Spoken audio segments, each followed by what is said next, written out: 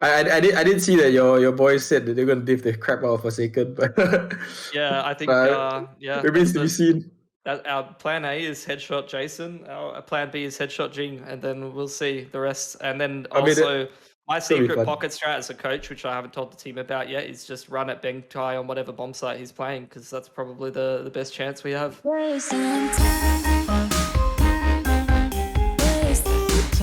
G'day, welcome to episode 38 of Geographically Challenged. I did have to check. I can't remember, man. There's just too many. I can't count them on my fingers anymore. It's getting hard. Anyway, look, let's crack on into things. We do have a very esteemed guest, a returning guest this time around, Alecks, who was... back when we last talked to him, a Counter-Strike coach. Now he's, for the last 18 months or maybe more than that, been a Valorant coach. Obviously, Pilski's come back as well. And Pilski's now apparently a Valorant coach as well. So everyone's a coach at this point, except for me. I'm just a stupid fucking podcast all you host. need to do is ask, and you can become a Valorant coach these days. It's so easy. You just walk in the door. Yeah.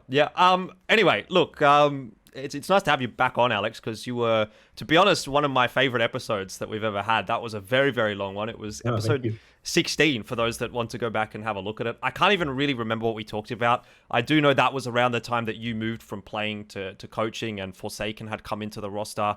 And I think you guys were like almost on the precipice of moving over to Valorant. But how's life really been actually since we last spoke? Because we haven't been able to catch up really for the last 2 years. What's things been like since moving to Valorant? Since moving to coaching, are you in a good spot? As an individual. There's a lot of things to answer. But I mean, it's been okay, I guess. I mean, I can't remember if actually there was COVID or not. I think COVID just started, right? When I last did this interview. This has been like almost 2 years. I think this was, I think we actually talked About to you almost before 2 years, COVID. right? Yeah. Oh yeah, so it's pretty much 2 years. I mean, a lot has changed, right? Mm-hmm. Suddenly we have no longer any more tournaments in CSGO and being kicked to Valorant. I mean, we went to Valorant out of necessity, not really out of choice, right? Like, there's nothing to do in CSGO anymore. Or at least for the region, especially since COVID happened, and like the only thing you could play was RMR tournaments, and you couldn't even like travel after that. Yeah, I mean, Valorant's been good for Paper X, a lot better than CSGO, let's be honest. Yeah. Little did you know, you could have just waited like a year and a half and been the Middle Eastern representatives in the Asia Minor. If you I know, wanted right? to. There you go. Yeah, that could have been you guys. Anyway, look, I mean, based on how things have been going for SEA teams in Counter-Strike, I think you probably made the right choice. Particularly with how well you guys have been doing in Valorant. Now, obviously, it has been a little while since we caught up with anyone from your team. The last one that we spoke to, I think, was Bengtai, and that was just before you guys went over to Berlin for Masters, I think. So that was, I think, still when you were playing with Shiba. And I've sort of been wondering this from basically that point, because I remember you guys picking Shiba up, and, that was all good and sweet. And then right after Berlin, it sort of very quickly became Jinggg. So there was this quick change out. So I've always just wondered, what was actually the reasoning behind that? Because, like, to me, it didn't seem like Shiba was in your roster for a very long time. So, I don't know. I don't really know what my question is necessarily. It's not why did you replace him per se, but it was like, I guess, why did Shiba not get as much time as, you might ordinarily give a player? Because I feel like your team in particular, especially going back to the CS days, has been a team that's really just hung on to players for probably a little bit too long in some cases. So what sort of changed here? Were you guys just deciding to be a little bit more ruthless coming into Valorant? I mean, more ruthless, yes. I think because we started with Tommy and we removed Tommy pretty quick, right? And we got John Shiba in. Yes, but also prior to picking up Shiba, we knew that he was going to add Singapore National Service. It's just a matter of time when he was going. And like after Berlin, he still hasn't gotten his letter, but we knew it was coming. And then there's you know how it is, like new season, and then we want to like try and he might have actually gotten his letter already.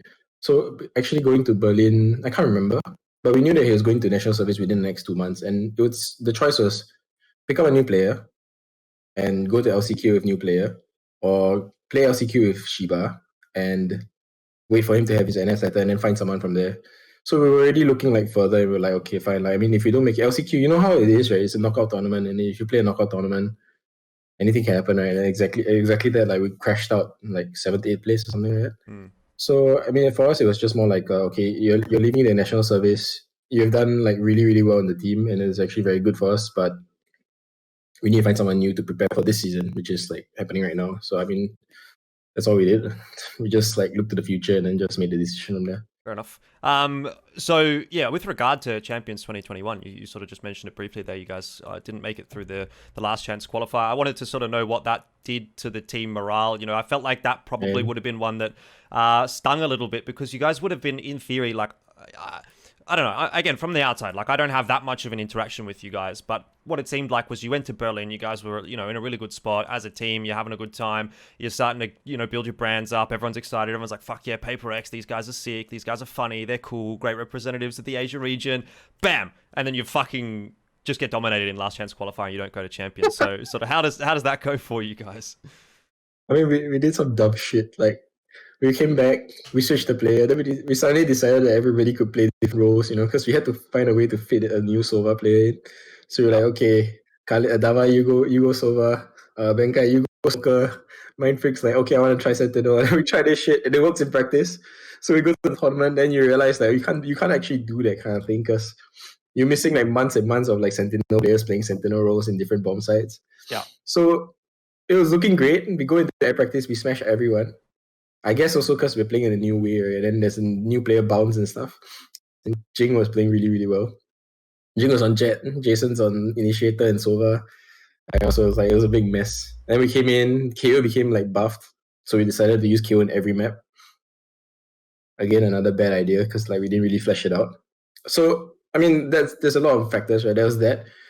Between removing Shiba and getting Jinggg, there was like a 1 week or 2 week period where we had to negotiate SMG somewhat. We had to talk to Jinggg, send him a contract. We were stuck in quarantine because, you know, COVID at that time, there was no VTL flights. Somehow or another, me and Ben managed to mess up with Riot. Like, instead of sending us to Berlin and back with no quarantine, they transited us through Istanbul. We came back, we got quarantined for 14 days. Oh no. So I mean, it doesn't matter because we could still practice in quarantine, but like it's not the best position, right? But yeah, so we had to play in we practiced for quarantine for LCQ. We came out of quarantine, we had like 5 days before LCQ. I mean, it sounds like there's a lot of reasons, but actually, I mean, we did it ourselves with all the role changes.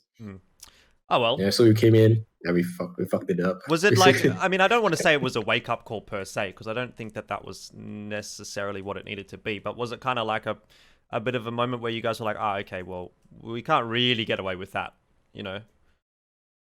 Maybe not a wake up call, but learning experience. I think would be a better thing to do. We're still doing that kind of crap though. Like, we're still like shuffling people around and stuff, but within reason now, you know. Okay. Well, like, I guess we'll see how that goes when you get to challenges, right? I think I saw Benkai playing Jet the other day or something, and one of your officials. I was like, okay, cool. Yeah, but people think that we have tried in practice. Just be real. We've tried in practice. It wasn't so bad, so we're like, okay, we can use it. You know. Star player Benkai. We decided not to go in totally blind anymore. It's been just like switch it up. Been a while. Okay. I think been a while since he filled a role like that one. Maybe a few years, but we'll see if the old man can roll back the years. Pilski, what have you been up to? I know you've been pretty busy lately. I feel like every time I talk to you, you're telling me the same story like 2 or 3 times. So you've been telling me you're a bit frazzled. How many hours you've been putting in? You know, because you're obviously coaching this Bonkers roster, and we're getting close to challenges. So what's your schedule looking like at the moment?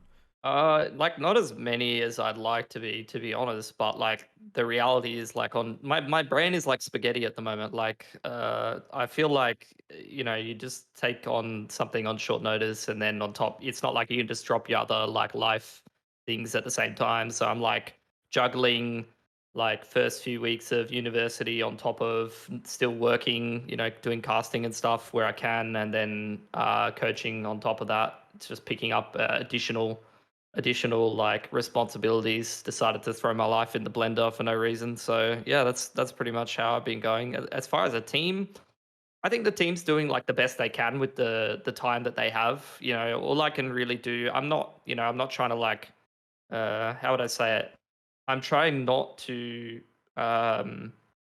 impart my own like philosophy or my own style, just coming in as like a substitute coach on like short notice, but rather just really spend a lot of time like listening to them and trying to make them comfortable and have them play the way that they want, and then just try to see as like an extra pair of eyes and a fresh perspective how I can try to help them improve things or shore up like really blatant weaknesses. But outside of that, you know, there's not a lot of depth. And then obviously there's been a million other factors, like especially in like the current like environment for going to like international tournaments and stuff like that. There's like a million things on top of what you have to worry about in terms of in-game things, and then on top of that, the in-game things have completely changed as well. So it's just a bit of a nightmare at the moment. All right, well, let's get into that whole discussion around APAC Challengers Stage 1, which is where obviously the vast bulk of this episode is going to be centered around. I know there was some people that were asking us to do some predictions or give a bit of an insight as to what we think might happen at this event. That'll be coming up a little bit later. You can jump through the timestamps if you really are keen on seeing that only. But let's start off with, just a quick basics, broad strokes of the format. Obviously, it has changed up a little bit since Challengers last year, where there was only the 16 teams attending. Now you've got 20, so you've got those 2 groups of 4 in the play-ins, which then seeds into the group stage. Obviously, 4 groups of 4 there, that's fairly standard stuff. And then from each of those groups, 2 teams progress into the double elim bracket. Now, touching on those changes, Alecks, obviously you've been around in this region for a very long time. You've been there since the outset. Now you're being joined by the Oceanic region and the South Asian region. What are your thoughts on, having a couple more teams to compete against? Are you keen to see those teams there? Are you scared? Look, I know the Oceanic region is pretty good, so you probably are a bit scared. But yeah, what are your thoughts on this addition Easy words wisely. to APAC? I mean, I don't know. I think it's cool. I mean, the last time we got to play an Indian team, and then after that we played Koreans in LCQ. But before that, APAC, it was just like people we scrim against all the time. I've never scrimmed against an Aussie team. I've never scrimmed against an Indian team. So I mean, I enjoy it as a coach. I guess from a player point of view, they just want the easiest bracket to get there as the Iceland, right? For me, it's a bit different. I don't mind. I get to see different regions and stuff. I mean, more competition is always better. Right? Then you have more people, more fans from other regions. You can get like all the different people supporting you. I mean, I'm very. We get bonkers in our group, so I mean, I'm quite excited to play them. To be honest, I knew it was gonna happen. I was literally sitting in the group draw, and I saw Paper X get drawn in that group, and they were the first one into that group, and I was like, I swear to God, we're going in that group. coming. I just have a feeling, and then we got drawn, and I could not wait to tell the boys who was in their group because they were practicing at that time. This is why it would have been perfect if you would have gone to Singapore, Pilski, instead of going to Thailand for this event, because you could have just got in a punch on maybe and like sorted it out that way. I don't know how good the Aussies would have gone, to be honest. I actually reckon there's a couple of units on the Paper X side of things. So look, I don't know. We're all small people. We don't have to do the mandatory service for the military and stuff. So I don't know. I wanted to. We can march very well, I can tell you. Yeah, there you go. Won't bowl me over, mate. All right, a bit of a discussion happening around the new patch as well, so that's something to sort of factor in. We were having a bit of a chat about that before we started recording, and it seems to be a bit of a concern, Alecks. Of course, I mean, like, nobody wants this kind of change so close to the tournament, right? I mean, I don't know, like, if you have so many like stuff prepared with Astra and suddenly Astra is just thrown out the window and nobody can use it, I mean, everything has to practice. I mean, we're not used to it. My team came into Valorant just after Astra came into the meta, or just before. So like while we were playing with Omen, suddenly there was this really cool new shiny toy that you could control the entire map. So like, yeah, let's use that one. We've never really played against Omen or Brimstone, and we really sucked on it last time. So I don't know. It's going to be interesting. You writing down some notes here, Pilski? Because this could be some pretty crucial information. Man. Yeah, look, it'll be in the back of my mind, but I'm not going to be like, I don't think I'm going to be writing anything down like too much. We'll see. I think you can't really expect to anti-strat teams when there's like a massive meta shift, like too much, like outside of very very like broad like stylistic stuff, how they like to play in general. Like everything's going to change, and you don't know whether the team's just going to shift their whole agent comp or play similarly. It's hard to say. All right, yeah, everything's going to change. Not even surprised if I mean this playing thing is actually not good for the playing teams, because like I think they're playing on the new patch as well. Yeah, it's horrible. They have to show a few strats at least just to get through the play-in state. They should have just qualified through to groups. Should have just got a better seeding. That's all it is. Yes, that's true. That's how it is. I mean, it's very tough for full sends, right? Yeah, That one was like they played them in the semifinals. There's no chance of them like coming from lower brackets to get second place.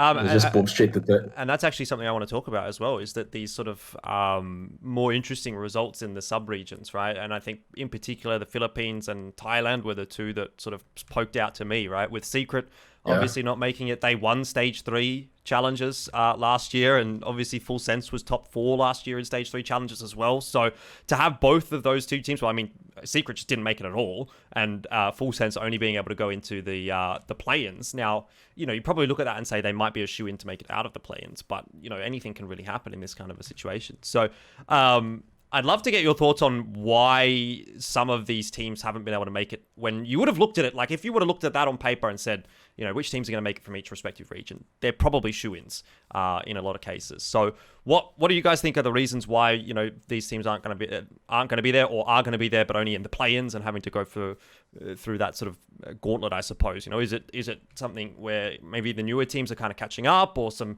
sort of roster changes have come through for other teams and they've really found their feet? I was kind of looking at the Philippines region in particular. I think there was a bunch of players there that moved over from Counter-Strike quite late, that have now actually started to flourish in Valorant, but weren't maybe ready last year. So that's potentially something to sort of think about. Other teams from last year, like the you know, the Secrets and the Full Senses and whatever, are they getting a little bit lax maybe? Are they not pracking as hard? Do they not have that drive, that motivation as much? Or are there meta changes? Or, you know, are the regions themselves just getting stronger in general? Like, what do you guys think is one of the major factors really for how this has sort of played out? I mean, I'll let Alecks go second because he could probably talk a little bit more about some more like region-specific things if he has any insight. Whereas I'm kind of like an outsider, I feel like.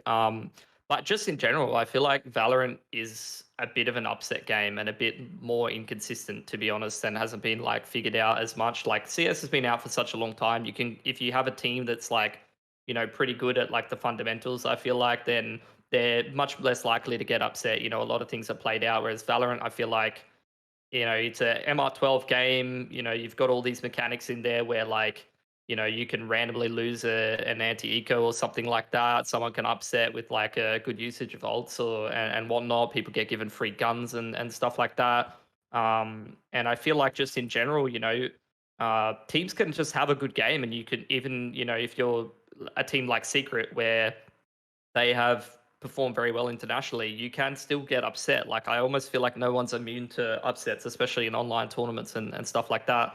I will also say, like, you know, having to prepare for this tournament, previously hadn't had as much chance outside of just casually watching some of the Asian games when I have some free time or something. But having to prepare for this tournament, watching some of the Asian teams compete and you know, like Indonesian teams and whatnot, I was kind of impressed with how well they play and like how fundamentally sound a lot of the things that they do are. Like in CS, I'm used to things being a little bit more random and teams not necessarily playing the correct way all the time. But I feel like, yeah, I was quite impressed with even the teams that I wasn't even familiar with. And then I go watch their VODs and I'm like, all right, well, I can actually see these guys are pretty decent, you know? Yeah, I mean, it's a totally different game, right, from CS. Yeah. I think the point where you say like it's MR12, it's actually super random. It's super momentum based. Like if you lose momentum, suddenly you're just like down really bad. Yeah. I mean, sub-region wise, I think it's funny that every single region has a different format, right? So Thailand's format has no lower brackets. You just have like playoffs, semifinals, finals, and third, fourth place. So for Full Sense not making it to planes is simply because they bumped into Xerxia in semifinals. It was either them or Full Sense going to be third place. Yeah, but for Secret, I don't know how they messed up, to be honest.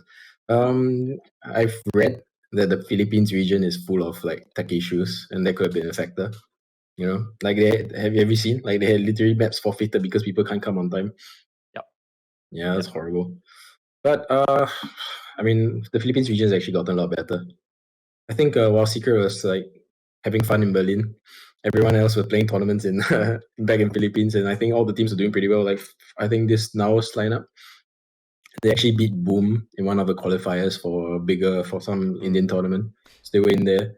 I mean, yeah, a lot of teams are getting a lot better. I think Onyx as well, they couldn't actually participate in the first few challenges last year because I think one of their players was under 16 years old. So now they're back with full force into the planes though.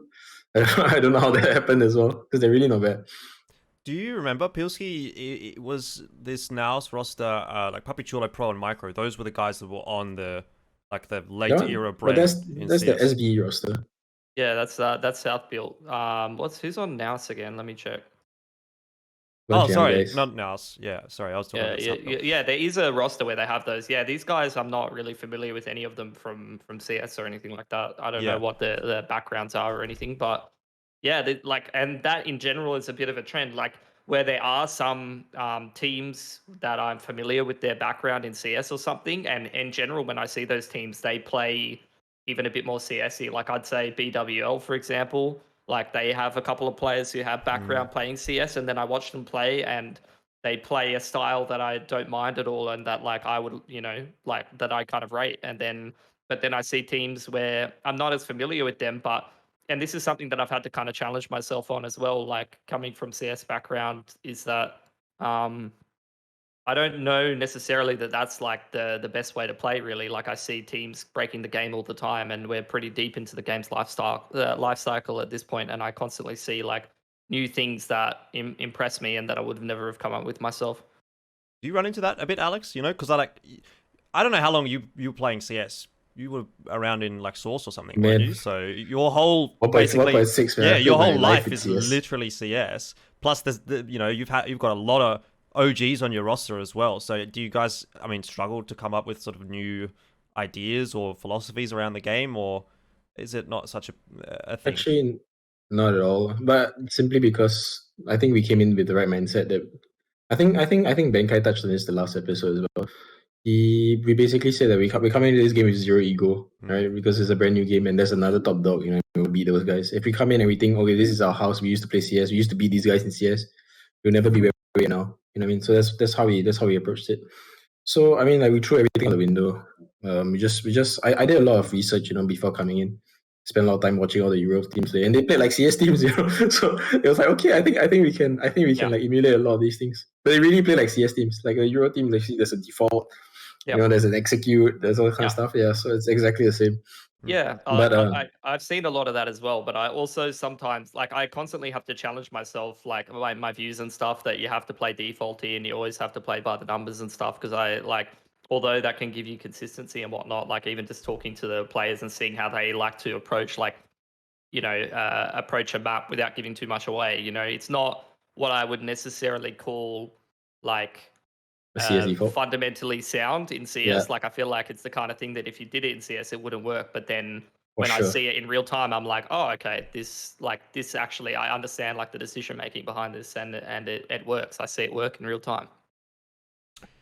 All right. Jumping back a step, I wanted to also touch on your region, Alex. Right, with Malaysia, Singapore. Like we've been talking about all these maybe up and down kind of results in some other regions. You guys seem to have been on top pretty comfortably within your regions. So, what actually is the competition like in Malaysia, Singapore right now? Like, do you guys actually feel like you're getting challenged? Because I took a look at your games and you didn't even drop a map. So like, is it just is it just easy peasy right now for Paper X or? I mean, there's a combination of a lot of factors, I guess. We are smallest region, probably. You know what I mean? I think even Vietnam region is bigger than us. We did have a lot of like people joining the qualifiers, but like in terms of like a number of maybe professional organizations, I don't know. Singapore has 2, and then both of them are international rosters. Yeah. I think after that, there's actually nobody that's professional in Singapore, like being paid to play. So everyone else plays for fun, but they're pretty good, even then. But then and then after that we have I think you see like for example Huatzai, the whole gang is in army.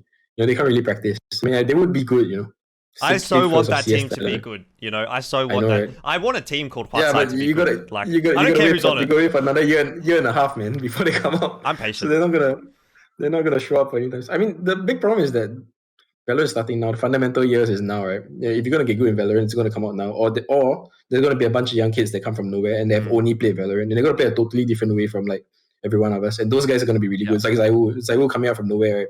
Didn't play CS:GO, didn't play Source, didn't play anything, and then suddenly comes CS:GO Prodigy. Those guys haven't appeared yet.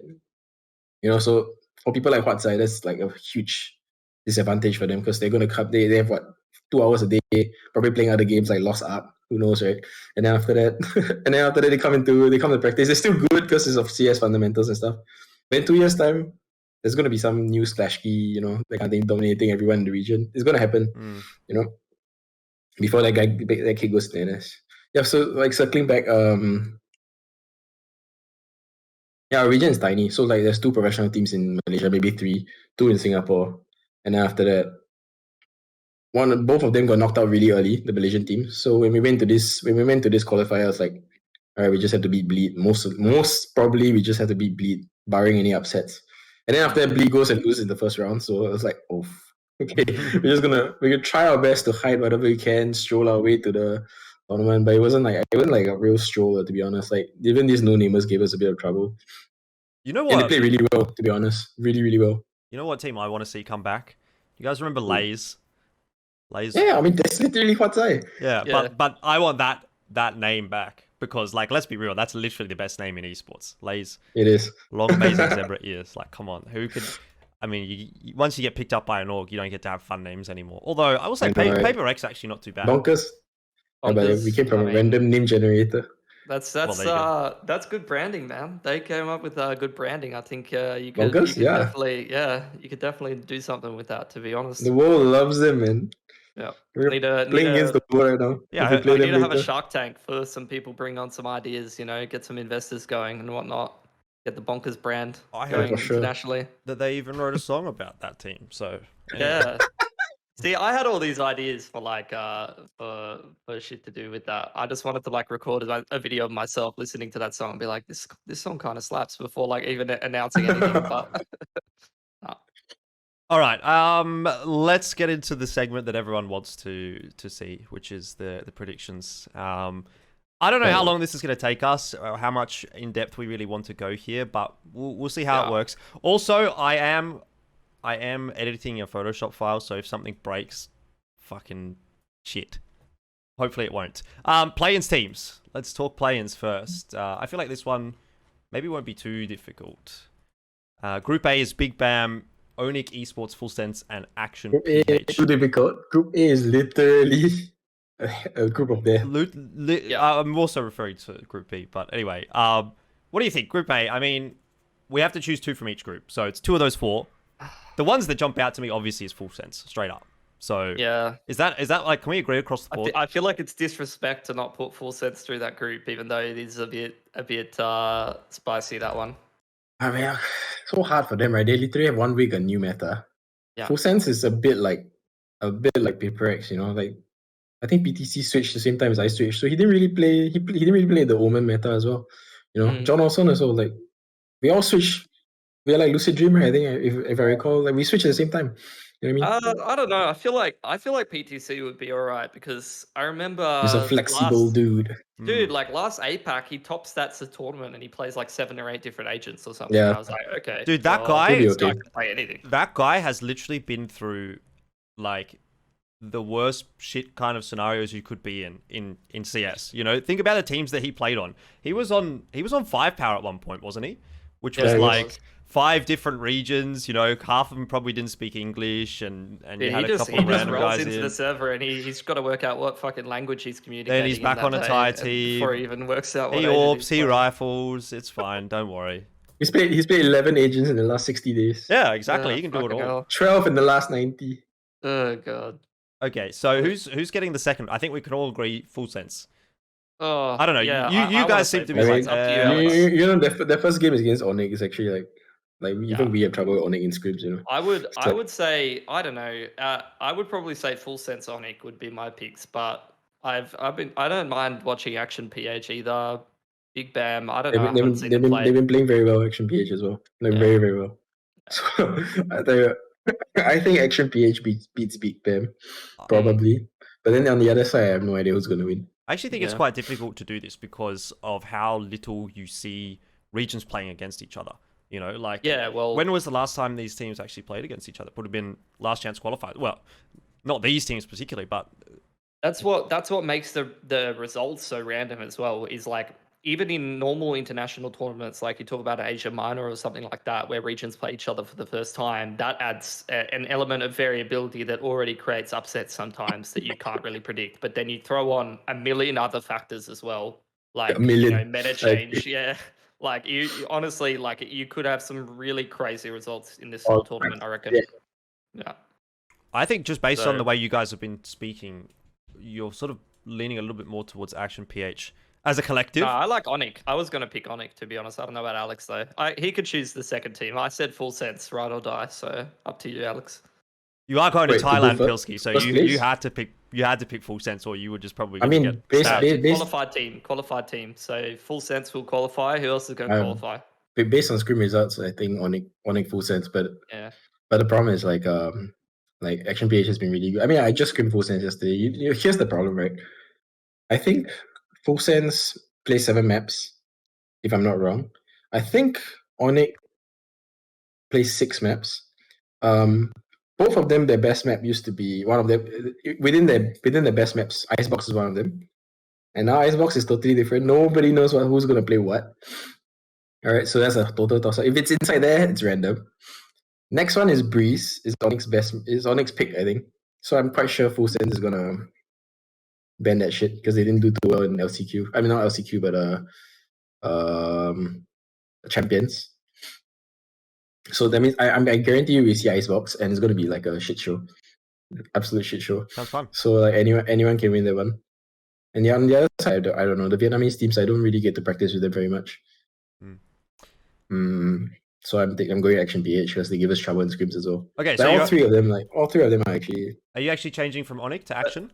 Only 2 of them could qualify. Two We're qualify? talking about Group A. Only 2 can qual. Oh yeah, I was Saying talking about full like sense. who's gonna go to the finals, but yeah, I think So Onic I think or full sense. Onic I think or I'm gonna say full sense Action PH. Okay.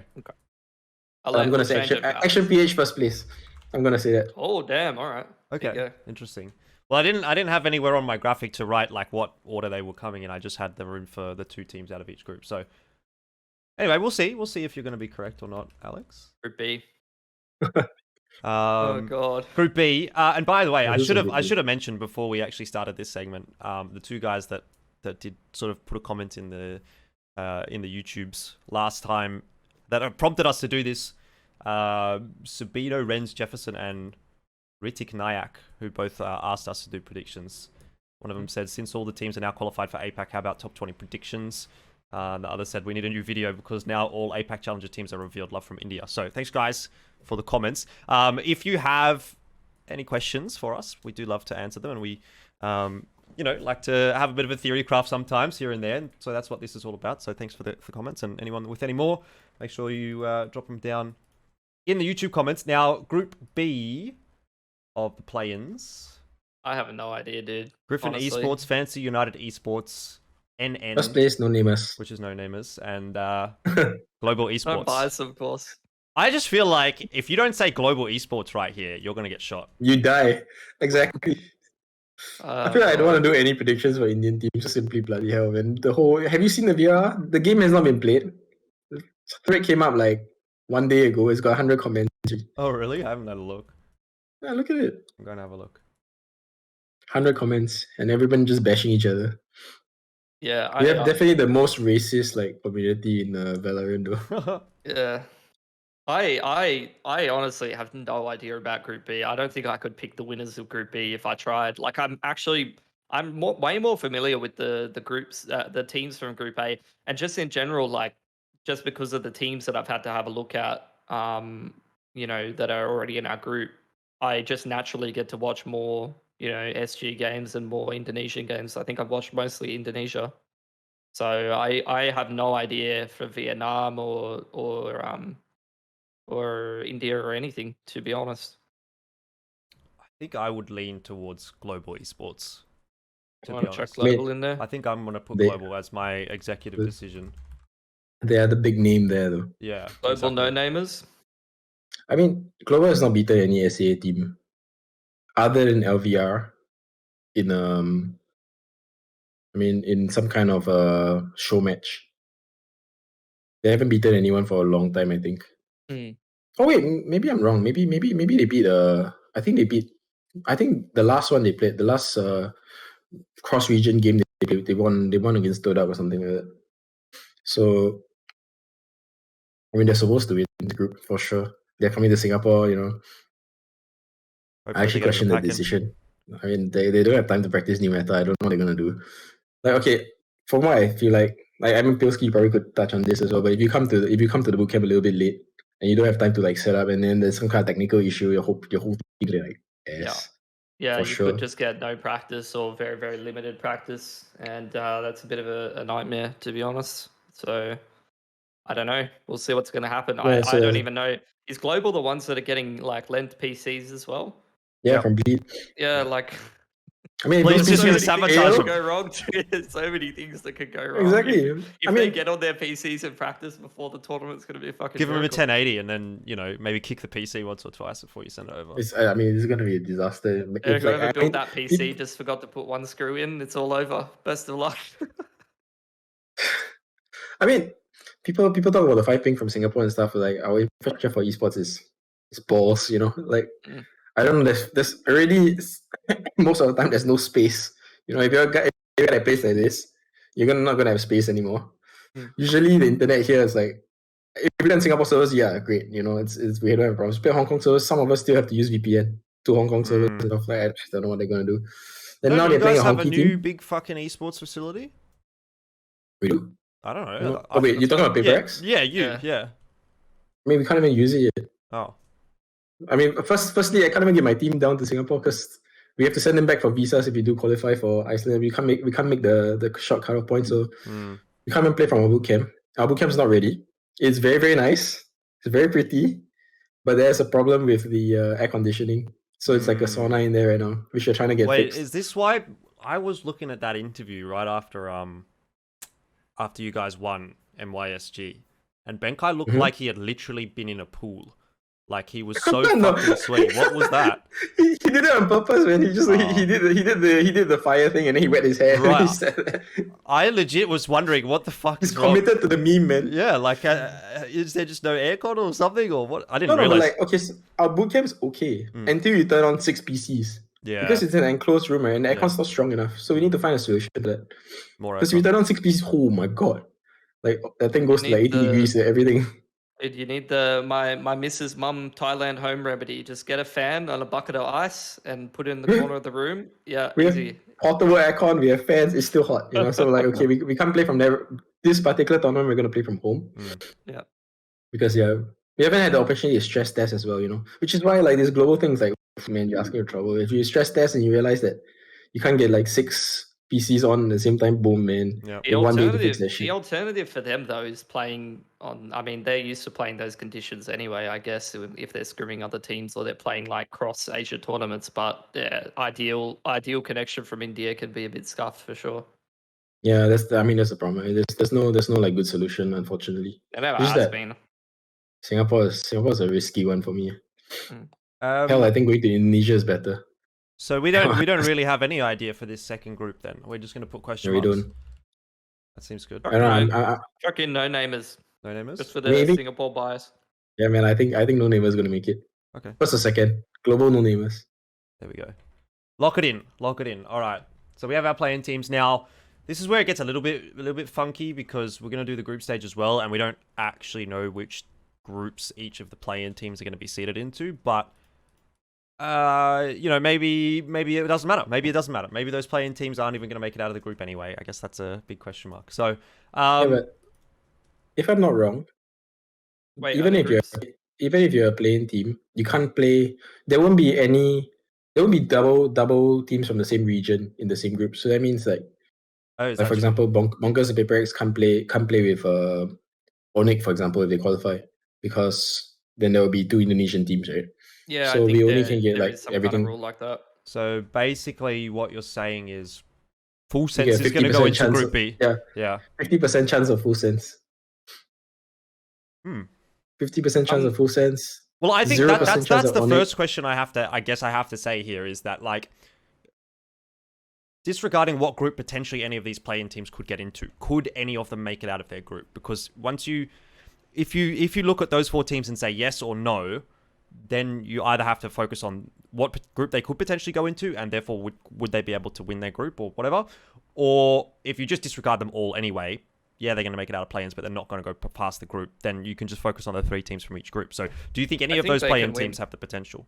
Yeah, I think Awesome. a lot of the teams from the first group, the second group I don't have as much faith in, but a lot of the teams from the first group I think are actually not too bad, and everything's very random at the moment. I don't know what Alecks thinks. I just think that we're gonna see a lot of upsets regardless, you know. Yeah. Like a lot. Bleed is gonna play with the foreign lineup now, so it's gonna be fun. I scrimed with them yesterday. Yeah, They're not bad. They're really not bad. I think they Bonkers might have scrimmed them yesterday or the day before as well. That's exciting. Yeah. So that turns Group C into the group of death, right? Like all Group they need is C. for Onyx to arrive in there, and then and there'll be a disaster.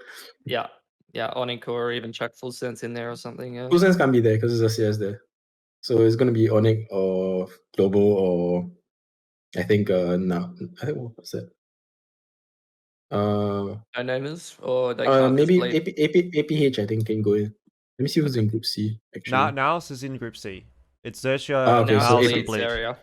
So they can get Onyx and maybe someone else. I mean, the worst team for them would be Onyx. That would turn into it one really exciting group. Yeah. Okay, maybe we don't even necessarily think about it in the case of like what group it could be, but just which 8 teams would you think could make it through to the group stage? I mean, I'm gonna say, oh, this is not possible if you choose 3 from the same group, but just right now, off the top of your head, what are the top 8 teams in the comp? Do you think? What about Paper X? Maybe they're an option. I don't know. Are they kind of borderline for me? They're not that good. I thought. I think we can make it in. I've been watching some of their VODs. We can squeeze in somehow. Yeah. Okay, we'll squeeze in Paper X. Okay, we'll put Paper X in. I owe Nick a favor. Yeah, you mate. He still owes us for fucking founding Paper X, basically. Yeah, for sure. Do the bootcamp in Singapore. Yeah, we can repay that favor. No worries. Do you guys have a completely different organization from you though that can lend us PCs? Just to complicate things. I heard they have lots of like 3090s. You can even borrow a bootcamp space, but then it's a sauna. Nice. Looking forward to it. I mean, it's pretty hot. One of them handheld fans, like going from player to player, just like holding it up at their face. Yeah, I'll just go to a market somewhere if I can and just buy like a Totoro hand fan or something. Get one of them ones which comes with a fucking spray bottle on it as well. So you spray them in the face, you go and then hold the fan, and then that's nice and cool. Have you ever seen those? I reckon they're fucking sick. That's what Pilski will do right behind everyone. Yeah, I don't know. I was just told that all the coach needs to do is just say, "Yeah, good job, guys," and not do. You can't even talk. I know. That's what I was saying. I've been in scrims and stuff like that. I've been even like trying to wondering how far I should be communicating. How much I should be correcting things and whatnot. I'm just sitting there. I'm like, I know in the official I wouldn't be able to say shit, so I probably shouldn't say shit now. But it's always been like that, even for CS:GO, right? Yeah. Xerxia lost a map against Extend, right? And then after Extend gets DQ'd for like the help suing.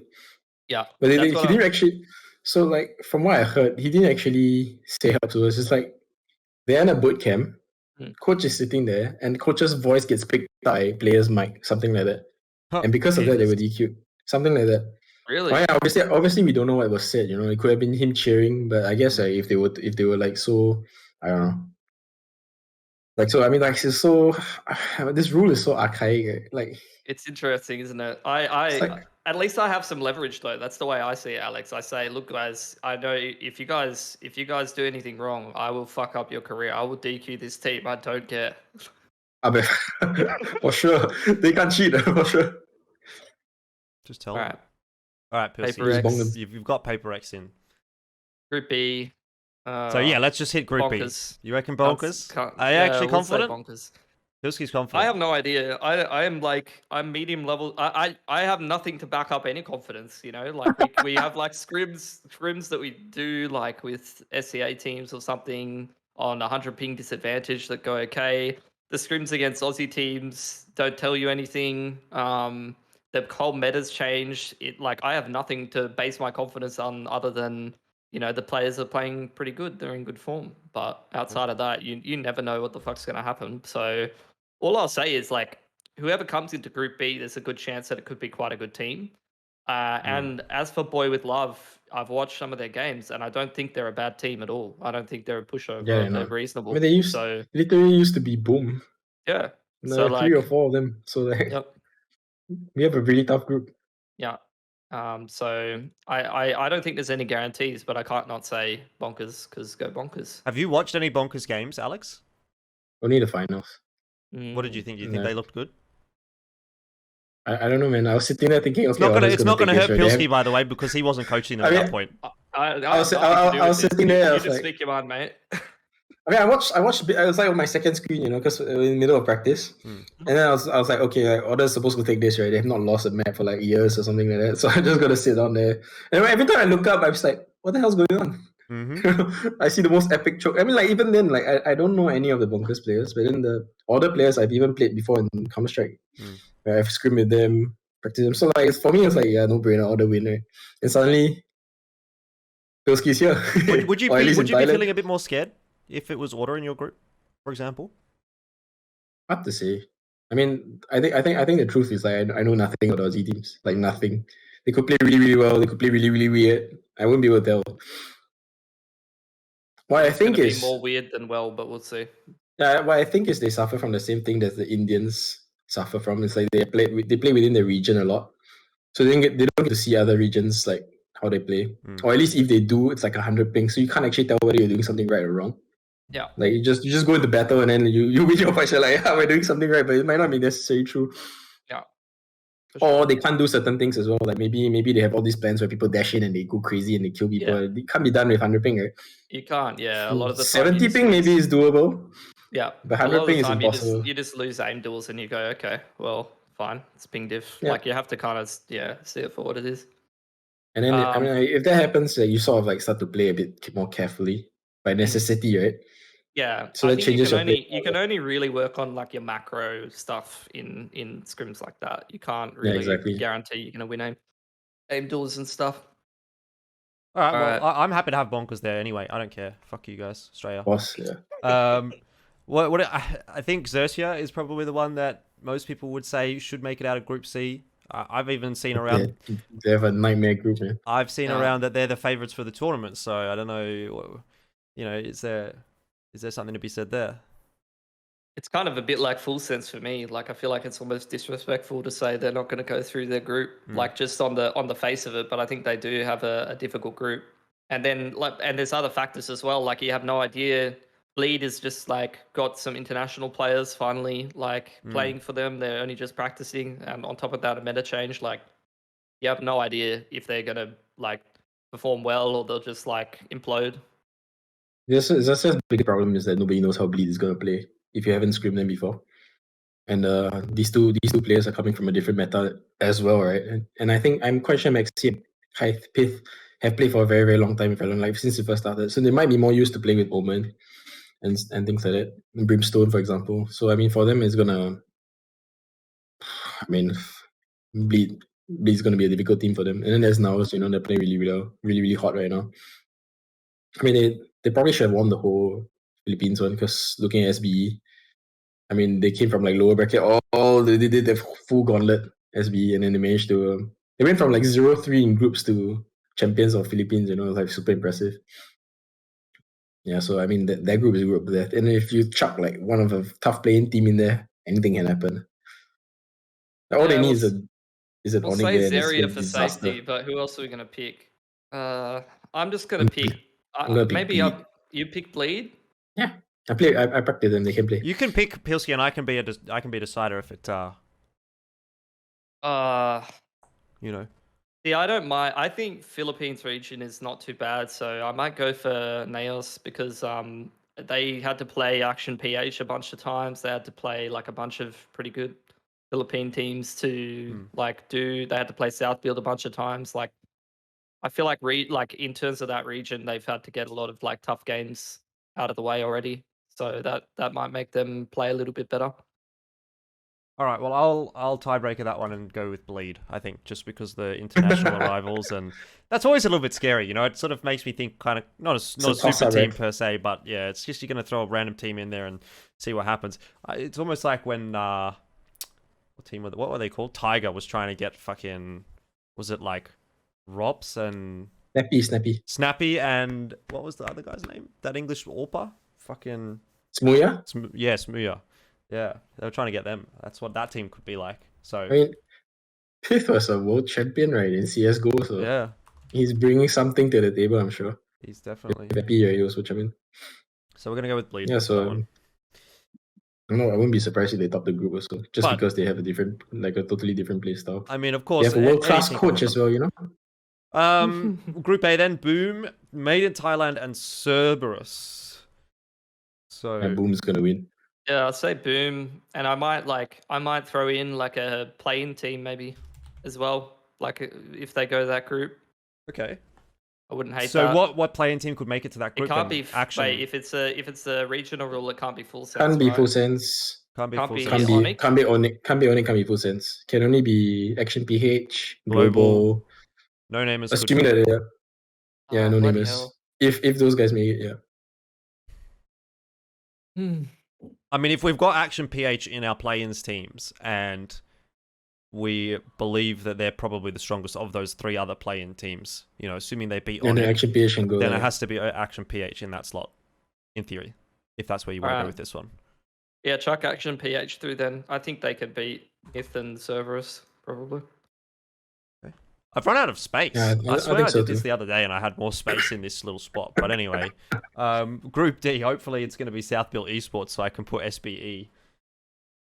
Obviously, SBE. Velocity and Oblivion Force are the other 2. Is So, Oblivion Force Hong Kong? yeah. SBA is gonna win.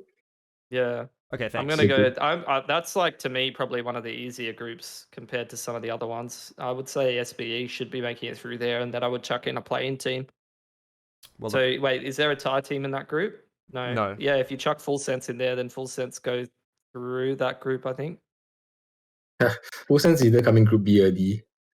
Yeah. If If Full they Sense qualify, goes into of Group course. D, I think they just kick their feet up probably. For sure. All right, sweet. So then we have our top 8. And it actually all fit as well, thanks to the acronyms and the short team names. That's fantastic. Podium finish then. Who's the top 3 for the tournament? I mean, this is where it gets a little bit harder because, like we've said already, there's so much conjecture up to this point, and obviously a new meta, a lot of team changes, roster changes. You've got a bunch of teams that you've basically not seen at this level before thrown in the mix. And, you know, if we even go back and take a look at the results of the previous Challenger stage here in APAC, or in, you know, it's like half the teams aren't even there, right? The team that won is not there. So you can't even go back historically and say, oh, yeah, Bren won, so Secret's going to do well here, blah, blah, blah, something like that. So, I mean, I guess this is kind of just a gut feeling thing. This is just I'll throw it out there and see if you can get it right. But, I guess it has to be one of the 3 of the 8 teams that we've chosen in the group stage. Yeah, so that's the Sure. only category. I mean, it's all going to depend on bracket draw and seeding and stuff like that. If someone gets, and that's another thing that just adds another level of randomization. Like if you get some random results in groups, someone loses an extra game, goes through as like second seed from their group. That's going to fuck up the playoff bracket as well. It's going to happen anyway. Yeah, Like, probably. This shit is definitely gonna happen. Which, yeah, it could mean that a team that I think is going to do like very well gets knocked out earlier on. There is lower brackets though. Yeah, for sure. I think I would probably say either Paper X or Zeri is going to win, in my opinion. That would be the grand final I would be expecting. And I would say they're going to be the top 2. And then the third team, I